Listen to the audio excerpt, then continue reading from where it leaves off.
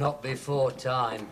Hello, sunshine. How are you feeling? Not before time, is it? Not a word, not a letter. A letter? Or a card or a phone call. You're not on the telephone, man. Well, she is next door. Any form of human communication would have sufficed. A message in a bottle, a carrier pigeon, or a series of smoke signals from your roof, anything. Just so as I knew I had some form of human contact. Man, I've been up to my ears. With the job and the new house and the wedding. And those are things you put before my health, are they? I just can't risk infection. Everyone's going down with this Chilean flu. I just haven't got the time to be sick. We haven't got the plague, you know. We haven't got to paint our front door yellow. You're not going to go down in writhing contortions with your hair falling out. In other words, you've had a fairly trivial illness. You haven't been at death's door at all. I didn't say that I hadn't suffered. I've coughed so hard I think I've ruptured my lungs. Chilean flu, it's fascinating, isn't it? Isn't it fascinating that a virus can travel so far? Just like Asian flu a few years back. When I had a temperature of 103 on the verge of delirium, that was the one thing that consoled me, knowing that I had such a fascinating virus. I suppose it comes in off the ships. I might have known I'd get it. According to last night's Look North, a programme of local news and views, it's reached epidemic proportions. What a month. Out of the forces with nothing to come home to, no bright job prospects, no mates around, you getting married, and some bug transports itself from the Andes across 2 continents, 2 oceans, and zeroes in on me. You're not the only one by far. I've been cursed by the Incas. It's typical of my rotten luck. Half my firm's come down with it. Oh, but I was the first, the trailblazer. Dear me, no wonder you're on the verge of delirium. What's this? Reader's Advice Forum, a frank exchange of personal and private fears. What are your personal and private fears, Terry, apart from relegation and baldness? Loss of friends, desertion in time of need. My God, that pales compared to this poor fella. Dear me, did you read this letter? Anguish, Market Arbor? Yes. Where do you buy manacles and a set of stocks these days? Mail order, I suppose. Oh, comes in a plain wrapper. Those letters stagger me, you know, they really do. I know I've been away for 5 years, but dear me, I never realised that bondage was that popular. It isn't, not round here. Certainly not on the Elm Lodge housing estate. Don't you be too sure, mate. Have you seen the addresses on those letters? They're not from Copenhagen or Hamburg, you know. They're from Market Arbor, Evesham, Peterborough, places like that. Hell's teeth, there's even a Harrogate. If that magazine's a fair sample, come Saturday night, half this nation's behind locked doors in frilly underclothes, beating themselves to death with riding crops. Well, not everyone watches Match of the Day. Healthy people do. I was thinking of missing it myself this Saturday. If someone had been well enough, I was planning a little treat for that someone. I'm not being whipped. That's not what I had in mind. If you're well enough, I was thinking of taking you out to a meal. Posh new place up the coast road, bottle of wine, great big steaks there. Why? Well, it might be the last chance I get, you know, before I get married, for the 2 of us to have a little chat. A quiet evening. A civilised, reflective evening. I see. It's guilt, is it? Guilt at having left me here to rot. All right, if you don't want to come out with me, if you don't want to accept this last gesture of my friendship... Oh, well, if you're going to put it that way. Put it what way? You know, when you put that voice of yours on. What voice? You're on an eagle making a charity appeal voice. If you mean that my voice conveys a certain amount of emotion, well, I don't deny it. This week is the end of an era for me, and, well, this meal was to commemorate it. You make it sound more like a memorial service than a novel. Well, it is in memoriam in a way. But where's Thelma? Is she ill and all? Thelma doesn't rule my leisure habits. I don't have to ask her permission. She doesn't issue me with pass-outs. Anyway, Thelma's booked. What for? Soliciting? For a girls' night out for a hen party. Her sister's coming over today from Canada for the wedding. Hey, I'd forgotten Thelma had a sister. Did we ever know her? No, I don't think so. She's 5 years younger than us, and at school that was a generation. And I think she got a job abroad as soon as she got her O-levels. What's she like? I can't really remember. It's only in my latter, more mature years that I started noticing schoolgirls. Hey, I might be all right there, at the wedding. With her being the bridesmaid like, and me being the best man. Isn't that one of the best man's perks? Isn't that one of the unwritten laws? The best man pays for the taxis, reads out the telegrams, and has the bridesmaid. Terry? You never know. You don't... Might as well chance me arm. Don't jump to conclusions. I'm not, mate, I'm not. Don't panic, don't panic. I'm only going to chance me arm. I'll leave the rest of me anatomy till I see the lay of the land. I wasn't You referring never know. to... Perhaps she'll be the lay of the land. You know, these Canadians. Terry, I'm trying to say something important. You mustn't take things for granted about the wedding. Oh, I see, Bob. And that's what this meal's about, is it? Just the two of us, like a sort of reflective evening, wasn't it? Right. I understand, kidder. Do you? Certainly. And thank God you've come to your senses at last. You're having second thoughts, aren't you? No, I am not having second thoughts. You never give up, do you? What I was referring to was bridesmaids and best man. Oh, I see, Dame Anna. It's moral outrage, is it? Just because she's Thelma's sister. Look, I don't care if you seduce Thelma's sister. As long as you enjoy yourself at my wedding, I'm happy. What I was referring to was not your sexual menace. It was your status. Status? Well, lack of it. What status am I lacking in? Best man status. What? The best man at my wedding, my best man, if you like, Yes? is not you. I mean, it's you in principle, you being my best mate and that. Everyone will know it's you in principle. It just won't be you in fact. I'm not your best man. Well, I didn't know you were suddenly going to reappear after 5 years, did I? I didn't know you were going to suddenly reappear after 5 years out of the blue like that. And I'd already asked Frank Clarke. You don't have to explain. You think I'll let you down, don't you? You think my earthy working-class ways will prove a little too rough round the edges for your new middle-class in-laws with their caravans in the Lake District and their Masonic handshakes? How could someone like me possibly officiate at your wedding? Somebody who's liable to turn up in overalls and clogs and toast the health of the bridesmaids in Mets. If I hadn't asked Frank Clarke, you'd be the first choice. Oh, I see. I wear the substitutes shirt, do I? I sit on the substitutes bench. I suppose if he makes a lousy speech, I'll be called on in the last 10 minutes. Look, Terry, be reasonable. Not keeping in touch like that, you'd just become a memory. A fond memory, of course, but just a memory. A photo on a mantelpiece, an IOU in a sock drawer. A scar on my shin from that time we fought over Brenda Davidson. And that's all I am to you, is it? A scar on the shin. Long time, 5 years. You could forget someone altogether in 5 years. You didn't forget the IOU in your sock drawer, did you? What was that for? Coach trip, Morecambe Illumination, 1967. 5-card brag, £11, 8 and 6pence, £11, 42 and a half in decimals. I'll let you off the half. You'll get your money. You'll get your money. I've been away, you know. I know. That's why you're not the best man. So that's what this meal's about, is it? To make amends for the betrayal of friendship. Well, the offer's open. Great food, big helpings, all on me. Oh, I don't know if I can now, Bob, after that news. What with me virus and that blow, I can't think of eating. I doubt if my appetite will ever be the same again.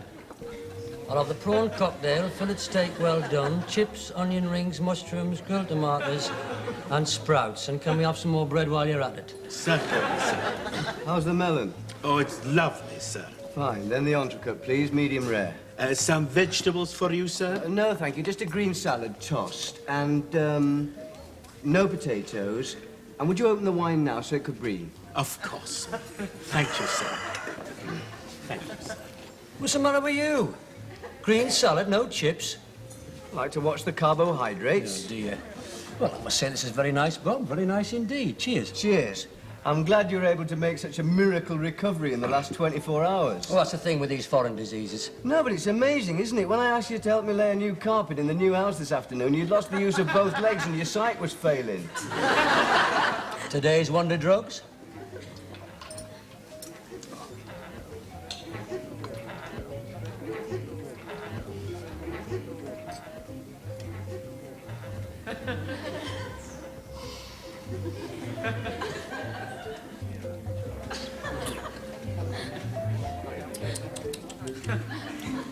Fine, lovely, thanks.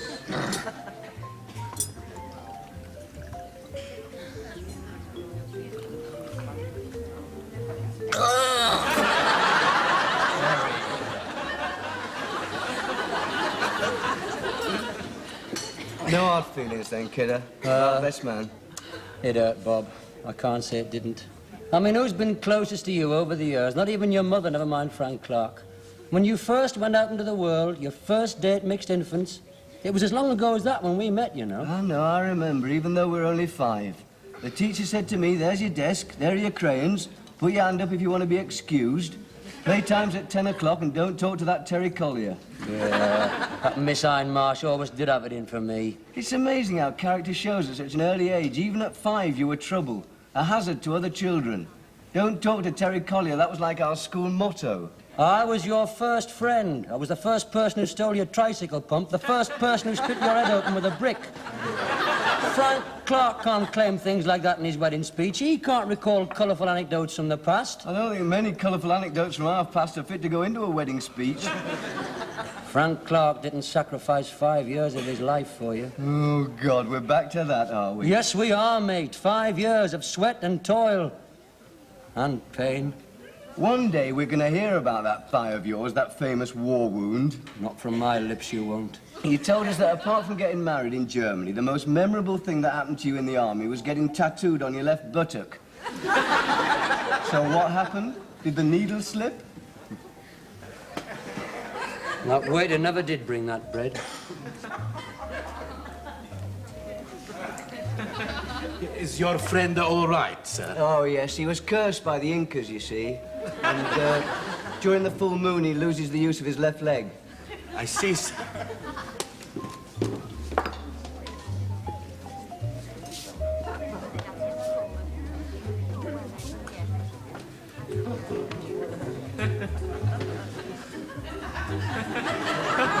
Hey, you clocked those two over there? I clocked you clocking him. I saw you give him what you think is your winning look. I've won a few with it. You've lost hell of a sight more. Hey, they're tasty though, aren't they, eh? Well, they certainly cured your limp. Or was it a case of take up thy bread and walk?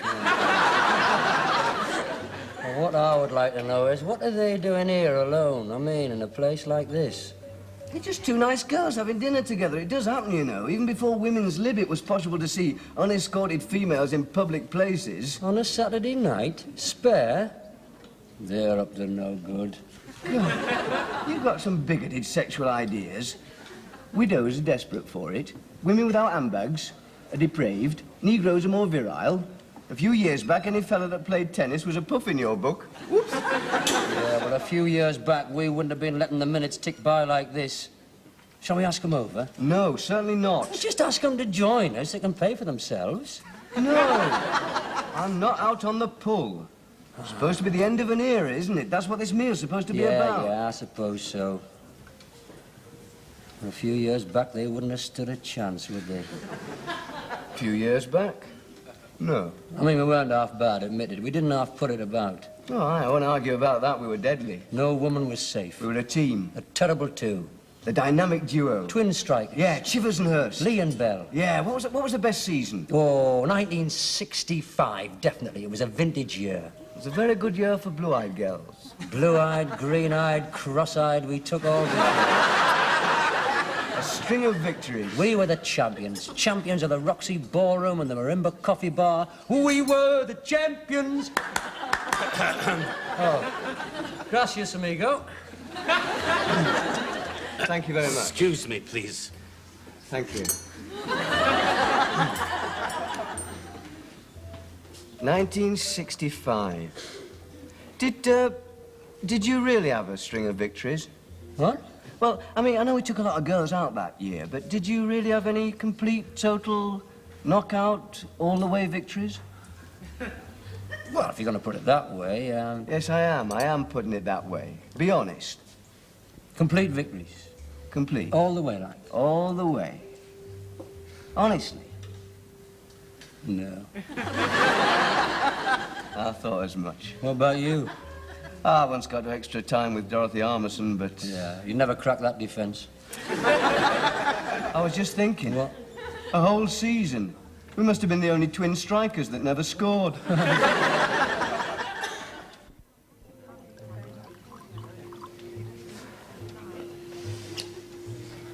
Aye. The end of an era. Aye, well. Today is the first day of the rest of my life. Aye, well. It's one way of looking at it, isn't it? They were grand days, oh, but Aye, the best is yet to come. great times. It's one way of looking at it, isn't it? When you think what we must have been like, eh? I mean, now we're mature and civilized, but then, dear God, we didn't know out from out. So randy, we chased everything that moved. Mind you, we were choosy. They had to be awake. Oh, yeah. That was the only thing that mattered. Well, that and football. Yeah, you know, I think that we're still the same people, basically, you know, underneath our civilized exteriors. I mean, I know that I'm more mature now, sexually, as certainly. an experience like, but still all down to sex and football, life, isn't it? Pretty much the same for everybody, I should think. No, there's some people who don't like sex. Takes all sorts. My twin obsessions. That's what Thelma says. Sex and football are my twin obsessions. She reckons that the height of ecstasy for me would be to make love to her in E-Block during the second leg of a European Cup tie. By the time our team gets into Europe, making love in public will be legal. Nigel Hutchinson, you know Nigel, lives up behind the ice rink. Aye. He had to see a psychiatrist about his obsession. Never. Little Hutch? Yeah. He had to see a doctor. The doctor said that what was wrong with him was that subconsciously he wanted to make love to every woman in the world. Well, what's wrong with that? No, but with him it was an illness. He'll drive himself mad. Poor little Hutch. Knowing that he's not even going to get through North Shields, never mind the world. Ah, well, there's always somebody worse off than yourself. At least I don't have to go through that with other women. At least I've got Thelma, and I'm content to be with just her. Oh, come on, Bob. You've been with Thelma for years, but that's never stopped you from shopping around, especially at school. I am on the brink of matrimony. That's something slightly stronger than carrying a satchel home from Park Juniors. Yeah, well, those two over there might be your last chance to grab somebody else's satchel. I don't want to. I don't want to. I know that you're separated now, and your marriage didn't work out, but... Well, there must have been a time with you and Uta when you were first courting, or when you first got married, when your eyeballs didn't swivel out the sockets every time you saw another Fraulein. Bob, there is never a time in any man's life when he doesn't notice other women. Even my Uncle Norman, he's 82 and bedridden. He left on his Meals on Wheels lady the other day. Aye, he's refused to go back. But wasn't there a time with you and Uta when you got engaged? When love was a many splendid thing? Oh, you mean that period when he used to thrill to the sound of her voice and give her secret glances and all that rubbish. The gooey period. If you like. When you weren't looking at every other bit of passing skirt. Well, I don't know, Bob. You see, I met you when I was in the army. I was a war bride, groom. I wasn't in a town, you see. I was on a barren, windswept German plane, and the only excitement was a sing-song in the naffy and a cup of lukewarm cocoa. There wasn't any spare, you see, so I never had to test out my fidelity.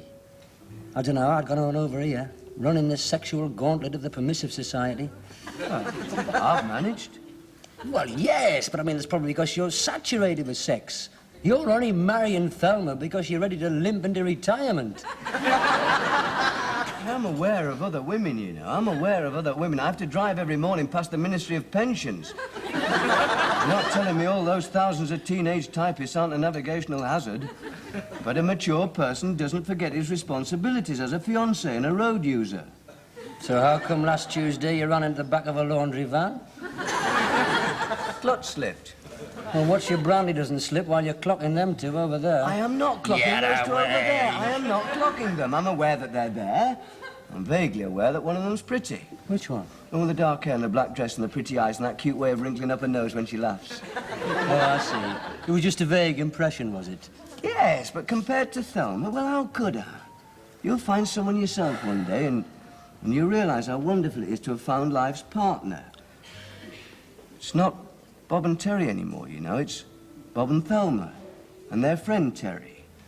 Thelma is my partner in life now. There's new words in my vocabulary now, words like marriage, trust, fidelity. Boredom. Old words I have forgotten, like tail, spare, score, crumpet. Old days and old ways are gone forever. I bet we could pull those two over there, though.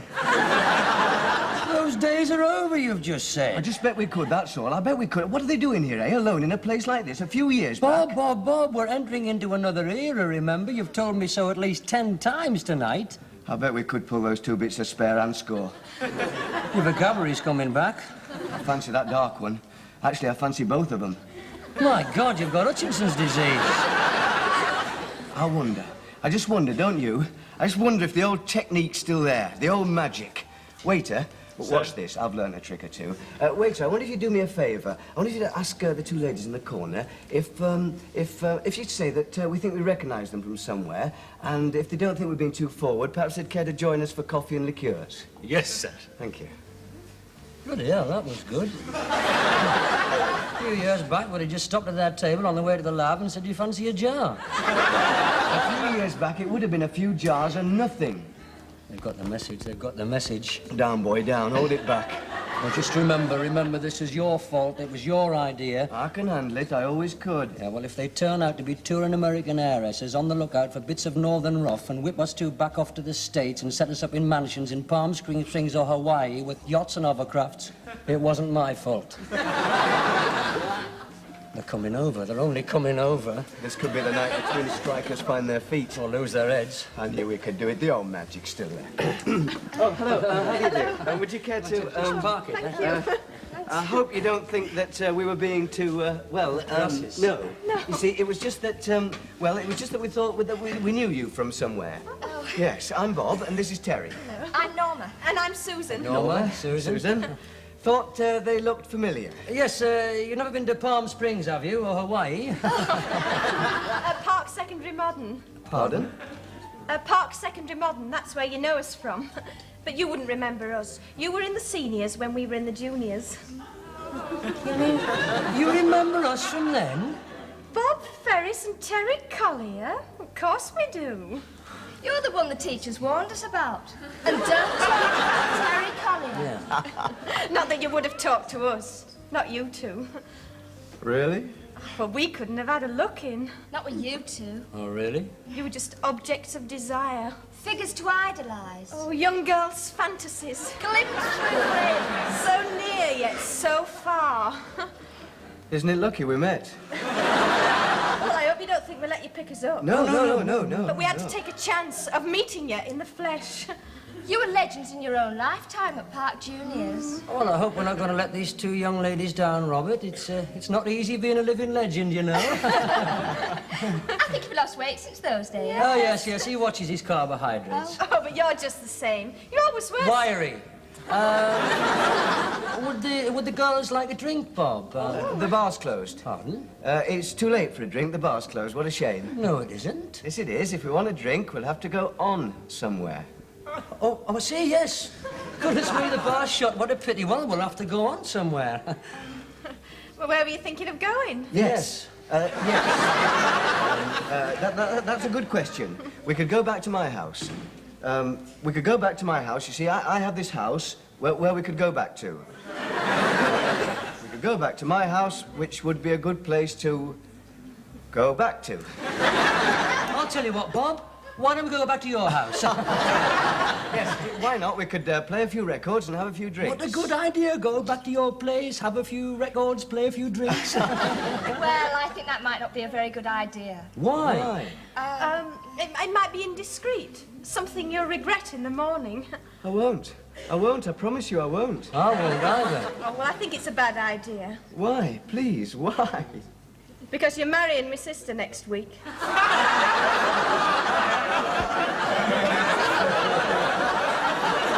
don't feel well.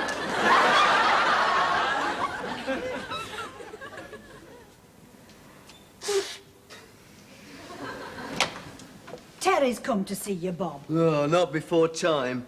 Well, here's your tea. Now, be sure and take that pill. Oh. Would you like a cup, Terry? If there's one made, Mrs. Ferris, aye. It's no trouble. How have you been, Petal?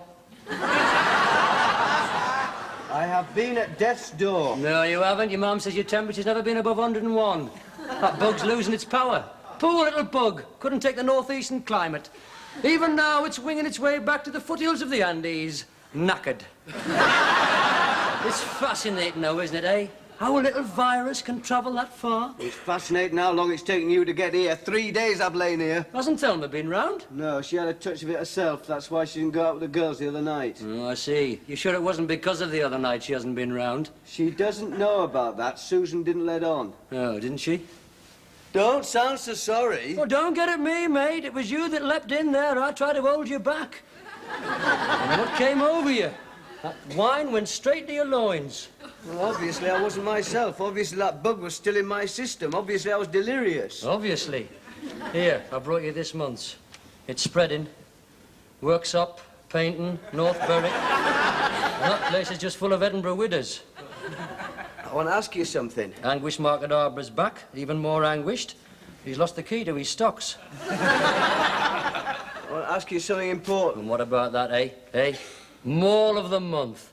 She's going straight into my next fantasy.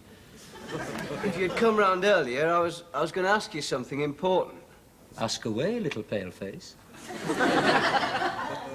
I've had second thought. Ha-ha! Knew it. Not about my bride. Oh, you mean the bridesmaid? Well, I can't blame you. I've had a few myself. She's a bonny girl, that Susan. Yes, you'll be all right there at the wedding. Of course I won't be all right there. How can I be all right there? She'll be thigh to thigh with the best man on the head table, and I'll be stuck away in the corner somewhere next to my mother and one of your idiot's cousins. No, you won't. If you're thigh to thigh with anybody's thigh, it'll be Susan's thigh. That's what I wanted to say to you. I want you to be the best man, Terry. What you said the other night is perfectly true. We've been through everything together, even Chilean Flu. So, how could I get married and not have you as my best man? My best friend in all the world. What about Frank? Oh, forget about Frank. I'll square it with Frank. That's not important. The thing is, will you do it? Right. I don't know what to say, Bob. It means a lot to me, Terry. Well, of course I will, mate. It's my privilege.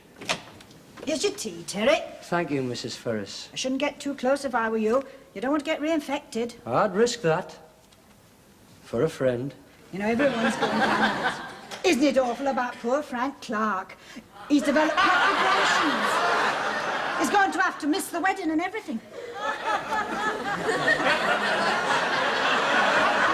Is he? Did I say something wrong?